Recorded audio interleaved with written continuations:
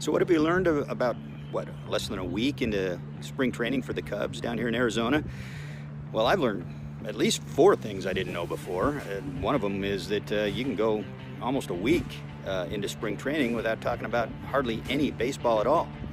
As long as you have a team that's got a polarizing new TV deal, a troubled shortstop who's been suspended and on a conditional second chance in camp to maybe possibly rejoin the team in May, whether the fans want it or not, a do-nothing off-season in which you didn't add any free agents at all, and a bunch of vile, racist, ignorant emails that gets found in your owner's inbox.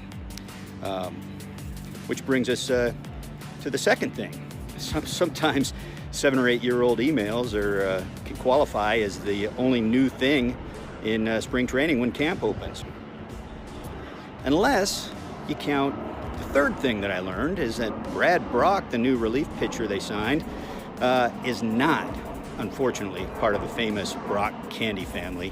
It's something that really bummed him out as a kid when his mom told him, and near as I could tell, it kind of bummed out at least one pudgy, candy-loving writer, too. Speaking of bummers, maybe even ignorance, Baseball Prospectus's annual PECOTA projections expect the Cubs to go from 95 wins to last place.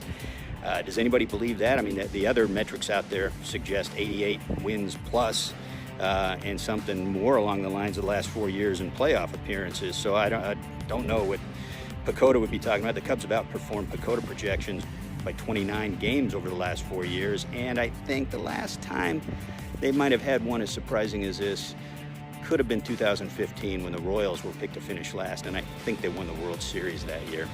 So we'll see where things go. There's a long way to go in spring training, and the nice thing about it right now is the sun's out, the players all seem healthy, and baseball, I'm sure, can't be far behind.